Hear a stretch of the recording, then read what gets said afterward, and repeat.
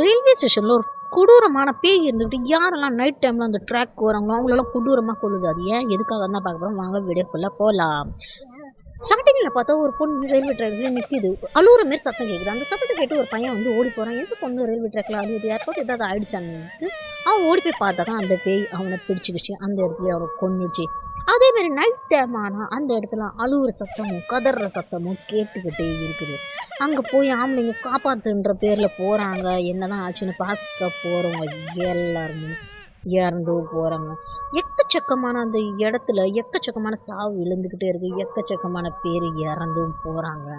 Night ஆனால் அந்த இடத்துல அழுகுற சத்தமும் கதற சத்தமும் வந்துக்கிட்டே இருக்குது. அது ஏன் வருது, அந்த பேய் ஏன் ஆம்பளைங்க எல்லாத்தையும் கொள்ளுதுன்னு தான் பார்க்க போகிறோம். ஒரு ஆம்பளைக்கும் பொம்பளைக்கும் சண்டை ஆச்சு. ஹஸ்பண்ட் அண்ட் ஒய்ஃப்க்கு சண்டை வரப்போ இந்த பொண்ணு என்ன பண்ணுச்சு, இனிமேல் வாழவே கூடாது, ரயில்வே ட்ராக்ல வந்து நின்றுச்சு, ட்ரெயின் வந்து அடித்து கொண்டு போயிடுச்சு. அப்போ இதில் அந்த நைட் டைமில் அந்த ஆம்பளைங்க எல்லாத்தையும் கூப்பிட்டு கொள்ளுது.